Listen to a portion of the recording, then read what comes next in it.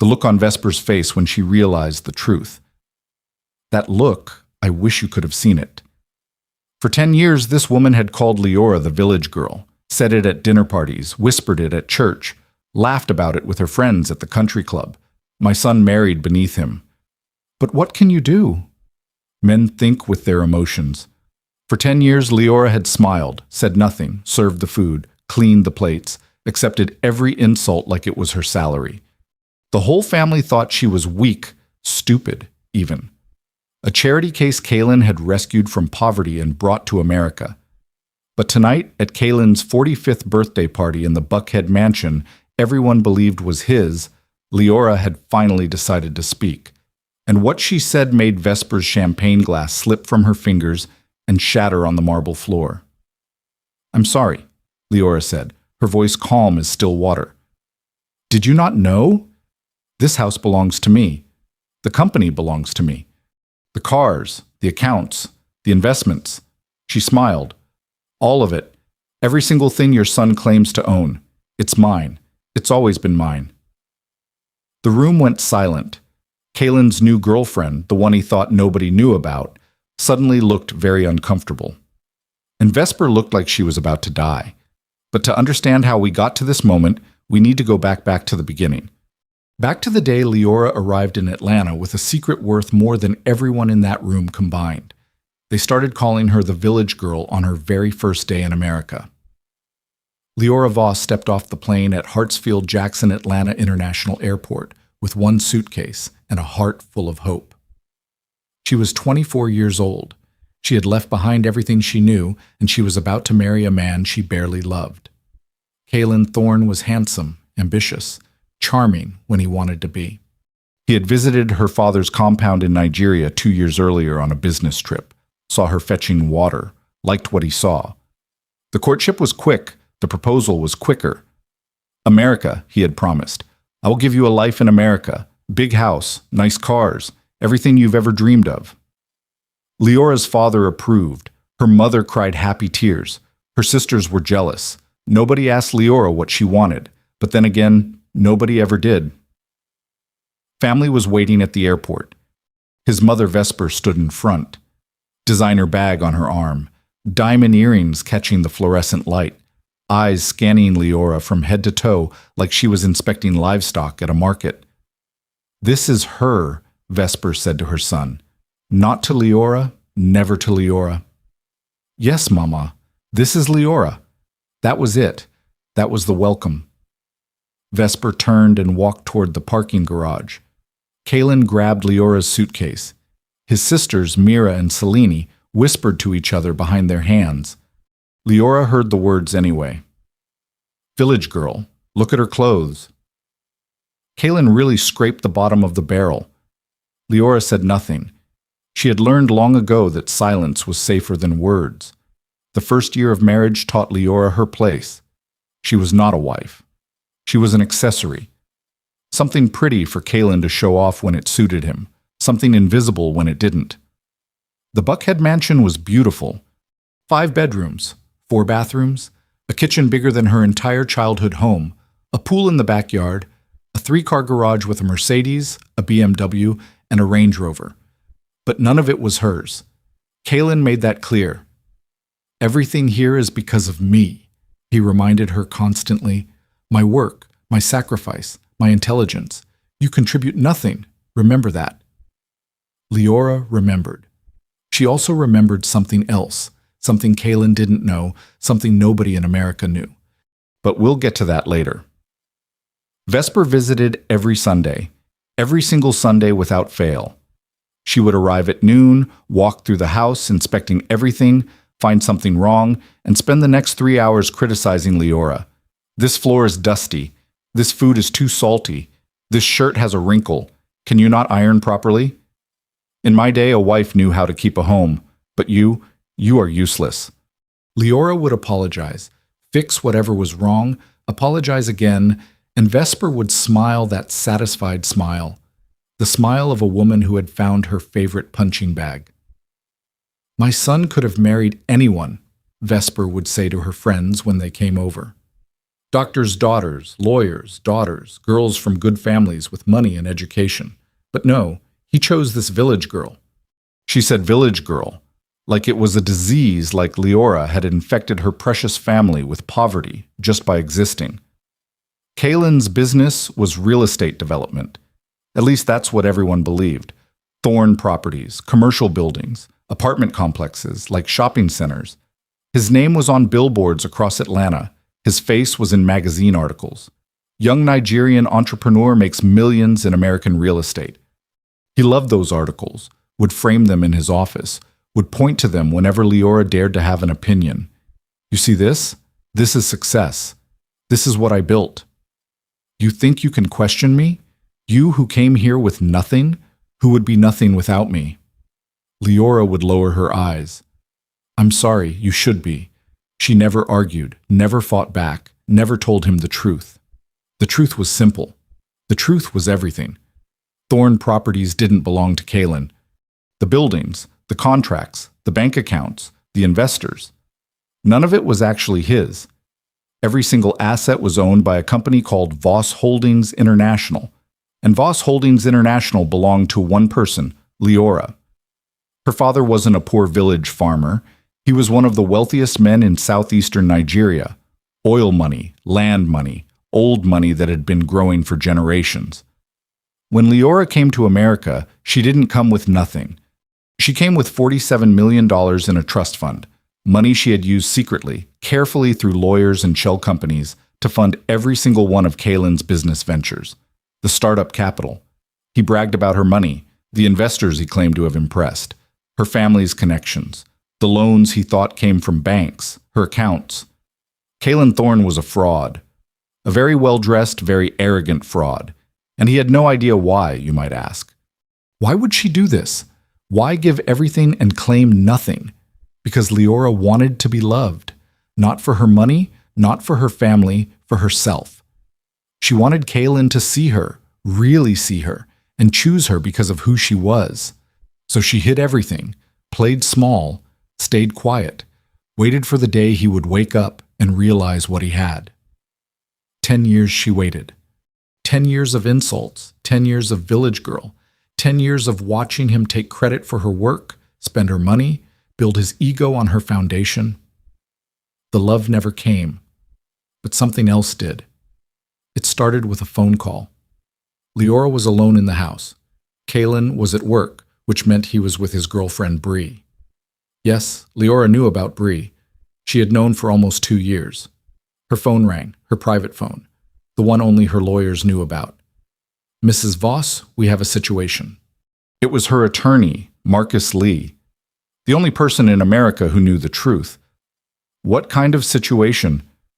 Your husband's girlfriend is pregnant and he's planning to divorce you. He's already consulted with lawyers. He wants to leave you with nothing. Liora sat down slowly. Nothing. After everything she had given him. Nothing. When? She asked. He's planning to serve you papers at his birthday party next month in front of everyone. He thinks it will humiliate you into accepting whatever he offers. Liora was quiet for a long moment. Then she laughed. A real laugh. The first real laugh in 10 years. Mrs. Voss, are you all right? I'm fine, Marcus. I'm better than fine. She stood up, walked to the window, looked out at the pool, the garden, and the mansion that everyone thought belonged to her husband. He wants to humiliate me at his birthday party. That's the plan. Liora smiled.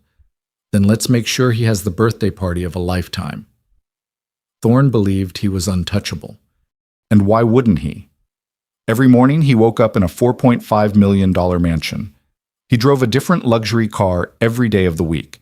He had an office on the 28th floor of a building downtown with his name on the door, secretaries who jumped when he called, business partners who laughed at his jokes, a beautiful wife at home who never complained, and a girlfriend in Midtown who made him feel like a king. Life was perfect. God has blessed me, he would tell people at church. Hard work and God's favor, that's the secret. Everyone would nod. No one knew the truth. His mother was worse. Vesper Thorne had turned cruelty into an art form. She held court every Sunday at Liora's dining table, the table Liora had bought in the house Liora owned, and entertained her friends with stories of her daughter-in-law's failures. "She can't cook," Vesper would announce. "I don't know what they taught her in that village, but it wasn't cooking." The friends would laugh. Liora would bring more tea. "She can't dress herself properly. Look at her. Simple clothes, no style. I've offered to take her shopping, but she refuses." Stubborn and stupid. A terrible combination. More laughter. Liora would refill the sugar bowl. And the worst part, she can't even give my son children. 10 years, not one child. She's barren, useless in every way. This was Vesper's favorite insult. Barren. As she didn't know that Liora had been on birth control for 10 years, that Liora had decided very deliberately not to bring children into a loveless marriage. But Vesper didn't ask questions. Vesper only made accusations. Kaelan's sisters were loyal soldiers in their mother's army. Mira, the eldest, was married to a doctor. She never missed an opportunity to mention this. "My husband, Dr. Obi, says that infertility can be treated these days. Maybe Liora should see a specialist if she can afford it.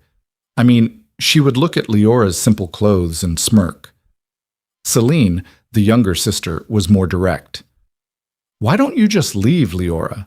We all know my brother married you out of pity. You must be exhausted pretending to belong here."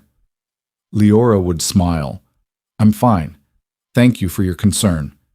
"Concern?" Celine would laugh. "I'm not concerned. I'm just confused. What exactly do you contribute to this family?" "Nothing," Liora would think. "Just the $47 million that pays for everything you see." But she never said it. Not yet. Bree was new. Kaelan had met her at a business conference 2 years ago. She was an entrepreneur, which meant she had an Instagram page with 50,000 followers and sold overpriced candles. But she was beautiful and she was young, and she made him feel like the powerful man he pretended to be. "You're so successful," Bree would coo. "You've built so much. You're amazing," and ate it up. He bought her an apartment in Midtown. He bought her a white BMW. He bought her designer bags and expensive trips, all with Liora's money, and now she was pregnant. "I want a divorce," Kaelan told his mother. They were sitting in Vesper's living room. Kaelan had come to discuss his plans. "Finally," Vesper said. "I've been waiting 10 years to hear those words. Bree is having my baby, a son, the doctor says. An heir. Wonderful. This is wonderful news." Vesper clapped her hands. "And the village girl, what will you give her?" "Nothing. Nothing." They make us smiled. "The prenup says she gets nothing if she can't prove contribution to the marriage. She was a housewife. She contributed nothing. She'll get nothing. But she might fight. She won't. You know, she doesn't fight. She doesn't speak. She just accepts." Vesper nodded slowly. "You're right. She's weak. She'll sign whatever you put in front of her and disappear." "Exactly." Mother and son smiled at each other. "When will you tell her?" "At my birthday party, in front of everyone. I want her to know that she was never really part of this family. She was just a placeholder." Vesper laughed. "My brilliant son, you always did know how to make an exit." What Kaelan didn't know. Liora had a recording of that entire conversation, a small device planted months ago in his mother's living room. She listened to it that night alone in the mansion while Kaelan was with Bree, a placeholder. Nothing. She'll disappear. Liora listened to the whole thing, then she made a phone call. "Marcus, it's time. Prepare everything. Are you sure?" "I've never been more sure of anything in my life." She hung up, and for the first time in 10 years, she felt free. The truth about Liora Voss could fill a library, but her husband never bothered to open a single book.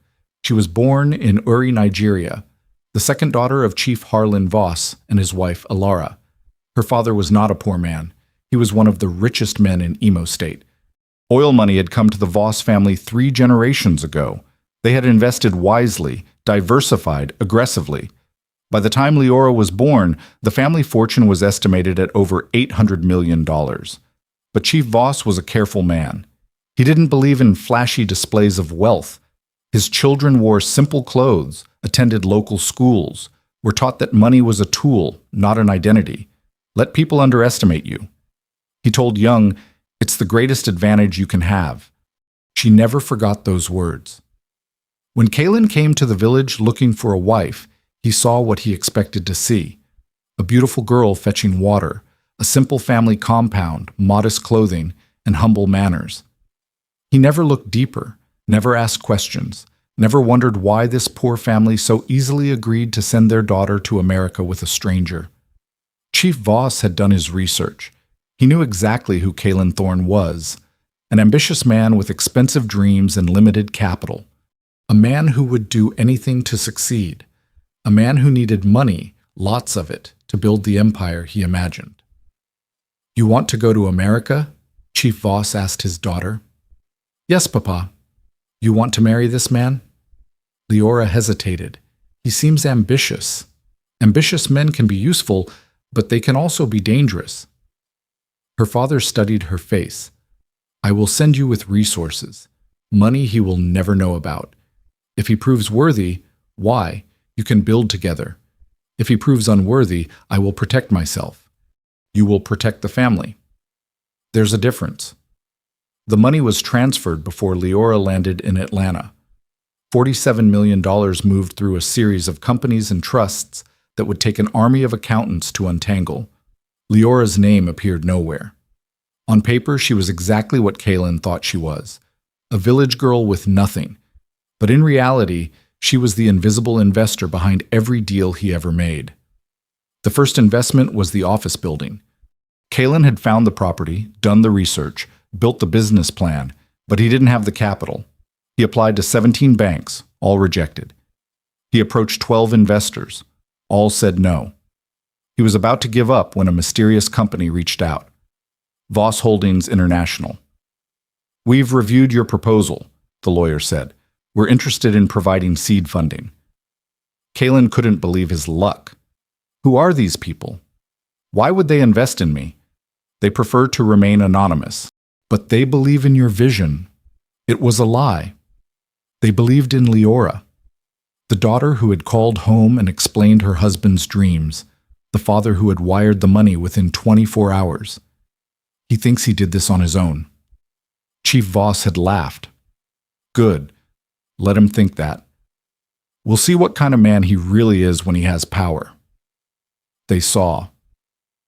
Over 10 years, Voss Holdings International invested over $120 million in Thorne Properties.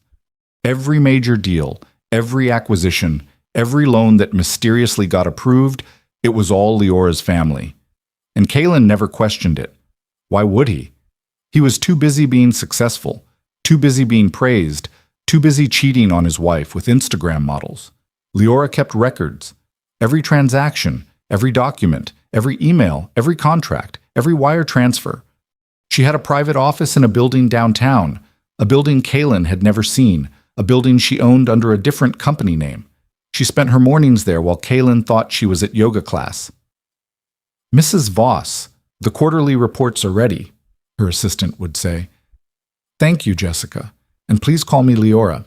Mrs. Voss is my mother." She reviewed the numbers, signed the documents, made the calls. Then she would go home, change into simple clothes, and pretend to be the helpless village girl everyone expected. It was exhausting, but it was necessary. Why stay? Marcus Lee had asked her once. You have enough money to leave, to start over, to never see these people again. Liora had stared out the window of her secret office. Because I need to know what if he could ever love me, the real me, not my money, not my family. Just me. Marcus had been quiet for a moment. And if he can't? Liora had smiled, a sad, knowing smile. Then I'll take back everything I gave him, and I'll make sure he knows exactly who he lost. 3 weeks before the birthday party. Bree got impatient. When are you going to tell her? She demanded. They were in her midtown apartment, the one Kaelan had bought her with Liora's money. Soon. You've been saying soon for months. These things take time, baby. I have to plan it carefully. Plan what? You walk in, you hand her the papers, she signs, she leaves. What's so complicated? Kaelan sighed. Bree was beautiful, but she wasn't smart. I have a reputation to protect. I can't look like the bad guy. If I humiliate her publicly, everyone will feel sorry for her. She'll leave without making trouble. And if she doesn't, she will. Trust me, she's weak. She's never fought for anything in her life. Bree placed her hand on her belly. I want to move into the house. The real house, not this apartment. You will soon. I want your name on this baby's birth certificate. It will be. I want Bree. Kaelan's voice turned cold. I said, I'll handle it. Don't push me. She went quiet. Kaelan smiled, kissed her forehead. 3 weeks, that's all. After my birthday party, she'll be gone, and you'll have everything. Everything that already belongs to someone else, he didn't say because he didn't know. The following week, Vesper took things too far. It was Sunday, the usual torture session at the dining table. But this time, Vesper had brought something special, a guest. Liora, this is Liora. She went to university with Kaelan. They were very close. Very close. Liora understood immediately. Liora was one of Kaelan's ex-girlfriends, a beautiful woman from a wealthy Lagos family, the one Vesper had always wanted him to marry. Liora is divorced now, Vesper continued, eyes glittering with malice. Such a shame. A woman of her caliber alone, while others, she looked at Liora. Others who contribute nothing keep holding on to men who deserve better. Liora smiled uncomfortably. It's nice to meet you. Likewise, I've heard so much about you. I'm sure you have. The rest of the afternoon was a performance. Vesper praising Liora, comparing her to Liora, listing all the ways she was superior. Better family, better education, better breeding. She would have given Kaelan children by now, Vesper said loudly. Strong sons, but he chose differently. Liora served the tea, smiled, said nothing, but inside, something shifted. For 10 years she had absorbed their cruelty like a sponge, told herself it didn't matter, told herself love would come eventually. But watching Vesper parade this woman through her home, a home Vesper didn't know Liora owned, something broke. Not her spirit, her patience. That night, Liora made a decision. She wasn't just going to reveal the truth, and she was going to do it spectacularly. She called her father in Nigeria. Papa, I need your help. Anything, my daughter. Kaelan is planning to divorce me at his birthday party. He wants to humiliate me in front of everyone and leave me with nothing. Silence on the line. Then Chief Voss laughed, a deep, rumbling laugh. He thinks he can throw away a Voss. This boy is even more foolish than I thought. I want to show him who he married, who he really married. Will you help me? Help you? Liora, I've been waiting 10 years for this phone call. Tell me what you need, she told him. And when she finished, her father's voice was warm with pride. My daughter, you really are my child. 2 weeks before the party, Liora started moving pieces into place. First, she contacted her lawyers. I want a complete audit of all Voss Holdings investments in Thorne Properties. Every dollar traced, every document ready.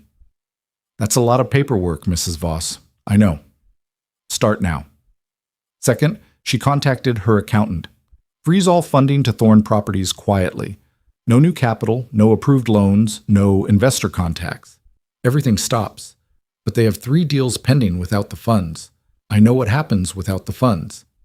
That's the point. Third, she made a very special phone call. Bree, this is Liora, Kaelan's wife. Silence on the other end. I know everything. I know about the apartment. I know about the BMW. I know about the baby. And I think it's time we had a conversation. The conversation was short. They met at a coffee shop in Buckhead, 2 women who should have been enemies on sitting across from each other with lattes. Why are you doing this? Bree asked. I expected screaming threats, not this. Because I'm not angry at you. You're not? No. You saw a wealthy man and you pursued him. That's not evil. That's just strategy. Bree shifted uncomfortably. So, what do you want? Liora leaned forward.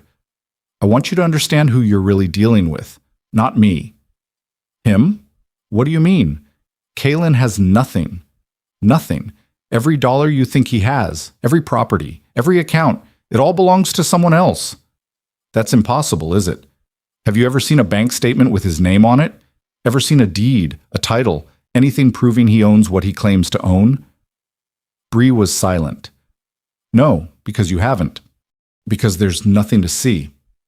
Then who owns it? Liora smiled. That's the fun part. You'll find out at the birthday party. Everyone will. She stood to leave. Wait, Bree called. If he has nothing, then the apartment mine, the car mine, the money for the baby mine. Bree's face went pale. What happens to me? That depends on you. You can be there when everything falls apart, or you can disappear before the storm hits. She left money for the coffee. I hope you make the right choice, Bree. For your child's sake. 1 week before the party, Kaelan started noticing problems. The pending deal in Midtown fell through. The investors pulled out. I don't understand, he told his business partner. They were committed. They were ready to sign. They said their funding source dried up. Nothing personal. The second deal fell through 2 days later. Then the third. Kaelan made calls, sent emails, demanded meetings. Nobody would talk to him. Something's wrong. He told his mother, someone's sabotaging me. Who would do that? You're respected. You're successful.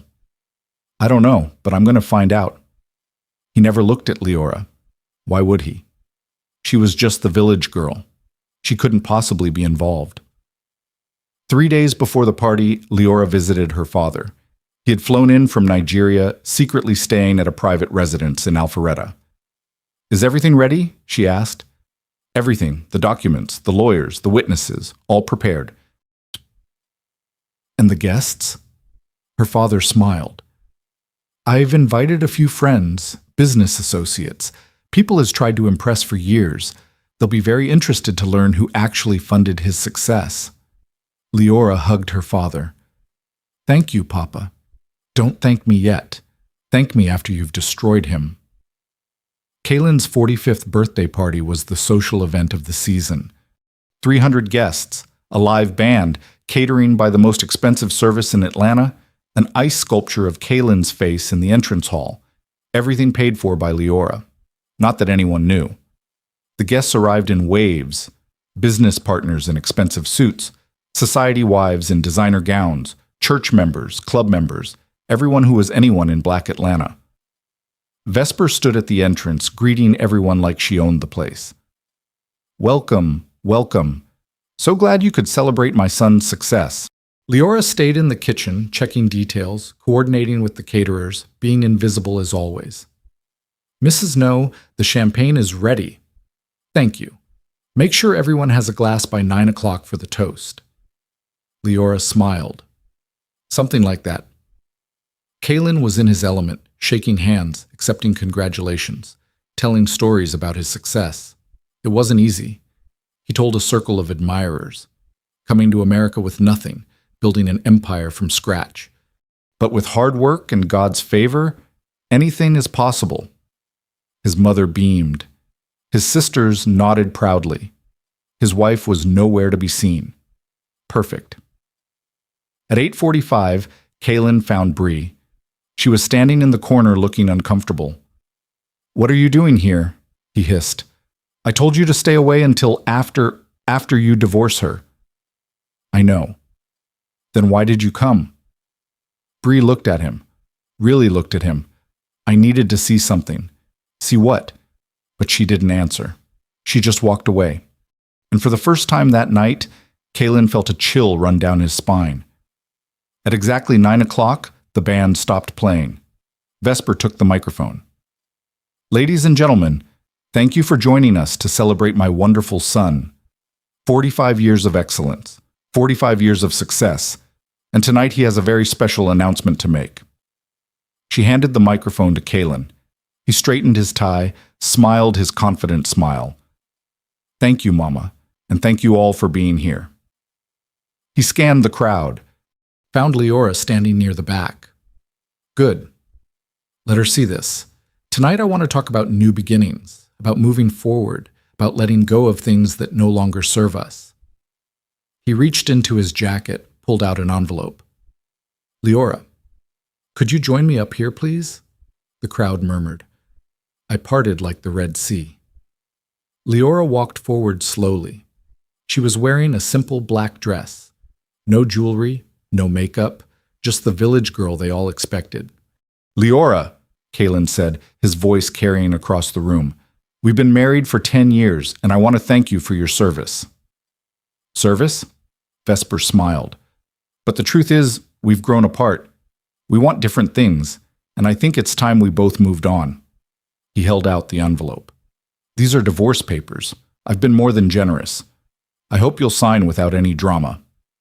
Gasps from the crowd, whispers, Vesper's friends exchanging satisfied glances. Liora looked at the envelope. Then she looked at Kaelan. Then she laughed. The laugh confused everyone. It wasn't a bitter laugh, not a crazy laugh. It was a genuine, delighted laugh, like someone had just told the best joke she'd ever heard. Thank you, Kaelan, she said, taking the microphone from his stunned hand. That was perfect timing. Liora, what are you? Please let me speak for the first time in 10 years. Let me speak. She turned to face the crowd. Good evening, everyone. For those who don't know me, and based on how most of you treat me, that's everyone. My name is Liora. Voss, not Voss. Murmurs of confusion. For 10 years, this family has called me the village girl, the charity case, the woman who contributed nothing. She smiled. I think it's time to correct that misunderstanding. She nodded to someone at the back of the room. The doors opened. Marcus Lee walked in, followed by 2 other attorneys. Behind them, a distinguished older man in traditional Nigerian attire. Vesper's face went white. That's Chief Voss. The Chief Voss, the billionaire. That's my father, Liora said calmly. Silence. Total absolute silence. Let me tell you a story, Liora continued. 10 years ago, a man came to my father's compound looking for a wife. He saw a girl fetching water and thought she was poor. He thought he was rescuing her. She looked at Kaelan. He never asked who she really was. Marcus Lee handed her a folder. This is a complete record of every investment made in Thorne Properties since its founding. Every dollar came from one source, Voss Holdings International. That's my company, my family's money. She let that sink in. Every building Kaelan claims to own, the investors he brags about, the deals that made him famous, all of it was funded by me, through shell companies, through trusts, through mechanisms he never understood because he never bothered to look. Kaelan was shaking. That's a lie, is it? Liora held up another document. This is the deed to this house. Want to see whose name is on it? She showed him. Voss Holdings International. Another document. The office building downtown. The one with your name on the door. She showed him. Voss Holdings International. Another. The cars. The accounts. The pending deals that just fell through, all of it. She looked at him with something like pity. You never owned anything. You just borrowed from me. Vesper pushed forward. This is nonsense. Lies. You're trying to steal my son's success. Liora turned to her mother-in-law. Mrs. Thorne, for 10 years. No. You called me the village girl. You told everyone I contributed nothing to this family. She held up the documents. I contributed $120 million. What did you contribute?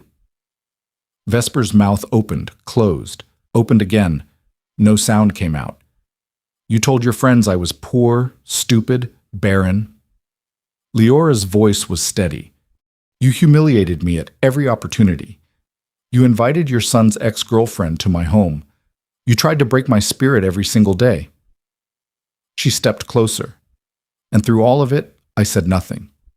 I let you believe what you wanted to believe because I wanted to see who you really were. She smiled. Now I know. Chief Voss stepped forward. Ladies and gentlemen, I apologize for the disruption to your evening, but I believe in truth. And the truth is that my daughter funded this family's entire lifestyle for a decade while being treated like a servant. He looked at Kaelan. Young man, you married a Voss. You should have treated her like one. Kaelan was stammering. I didn't know. You didn't ask. Chief Voss's voice was hard. You were so busy being important that you never noticed your wife was more important. He turned to the crowd.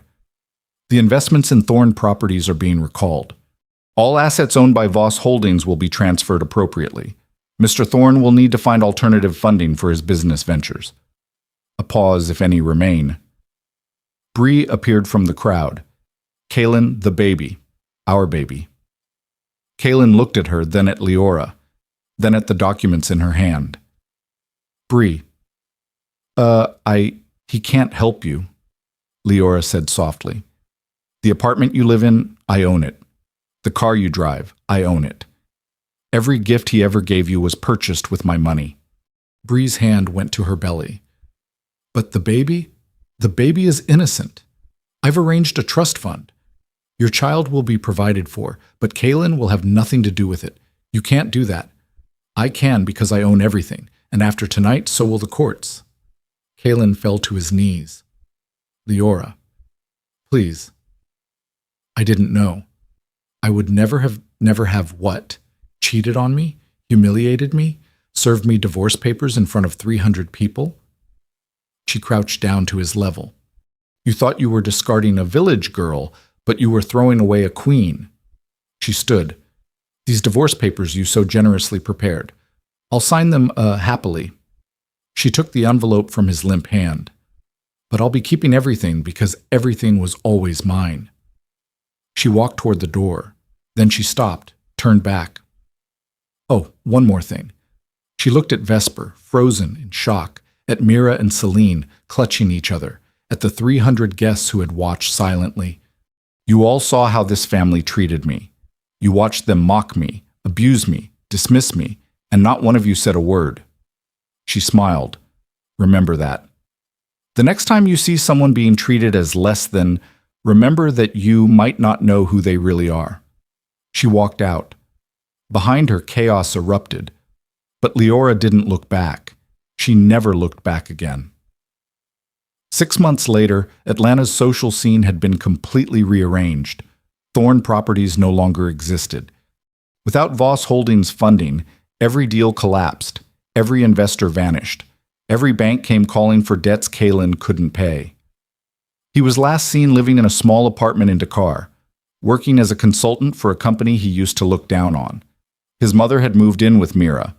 Nobody invited Vesper to parties anymore. Nobody wanted to be associated with the family that had mistreated a billionaire's daughter and gotten destroyed for it. Liora, meanwhile, had stepped out of the shadows. Voss Holdings International was now openly operating in Atlanta. Commercial developments, residential projects, charitable foundations. Her face was on magazine covers now. The woman behind the empire, Liora Voss's 10-year secret. How one woman built a fortune while everyone thought she was poor. The village girl who owned everything. She gave interviews, attended galas, donated to causes she believed in, but she never mentioned Kaelan. When asked about her marriage, she simply smiled. Some lessons are expensive. He paid the price. I paid my dues. We're even. The Buckhead mansion was sold. Liora didn't want it anymore. Too many memories. Too many ghosts. She bought a penthouse in Midtown instead. All glass and light. A fresh start. Her father visited from Nigeria. I'm proud of you, he told her. Not because of what you did to him, but because you did it with grace. I don't feel graceful, she admitted. I feel tired. You've been fighting a quiet war for 10 years. Of course you're tired. He held her hand. But the war is over now. You won. What will you do with your victory? Liora looked out at the Atlanta skyline. Something good, she said. Something that helps other women who feel trapped, who think they have no options. A foundation. A foundation. Shelters, legal aid, whatever they need. Her father smiled. Your mother would be proud. I know. Bree's baby was born 3 months after the party. A beautiful boy. True to her word, Liora set up a trust fund. The child would be educated, cared for, given every opportunity. Bree never said thank you, but she didn't need to. Liora didn't do it for gratitude. She did it because the child was innocent, because someone in that mess deserved a chance. 1 year after the birthday party, Liora received a letter on no return address, just her name on the envelope. She opened it carefully. Inside was a single sheet of paper, handwritten Liora. I don't expect forgiveness. I don't deserve it. But I want you to know that I finally understand. Not just what I lost, but who you were, who you are. You were never the village girl. I was the one who was small. Too small to see what was right in front of me. I hope you find what I could never give you. Love. Real love. The kind you deserved all along. Kaelan Liora read it twice. Then she folded it carefully, put it in a drawer, and never looked at it again. Some stories don't end with reconciliation. Some stories end with freedom. With a woman standing on a balcony looking at a city that finally knows her name, with a future that's hers to write. With silence that's no longer survival, but choice. Liora had spent 10 years being invisible. Now the whole world could see her, and she was just getting started. The elders say that karma is patient, that truth always rises, that the people who mock the silent ones never know what power they're dismissing. Liora proved them right, but her story wasn't over, not by a long shot. 3 weeks after she received Kaelan's letter, a stranger walked into her office. A beautiful woman, elegant, maybe 50 years old, eyes that seemed familiar somehow. Mrs. Voss? Yes? Do we have an appointment? No, but I think we need to talk. The woman sat down without being invited. My name is Kaelan Thorne. Liora's blood ran cold. Thorne, I'm Kaelan's aunt, his father's sister. And I have some information you need to hear. About what? Kaelan leaned forward. About your mother. About what really happened to her, and about why my brother's family has spent 30 years trying to destroy yours. Liora's heart stopped. Her mother had died when she was 3. An accident. They told her. A tragic accident. What are you talking about? Kaelan's eyes were filled with something. Sorrow. Guilt.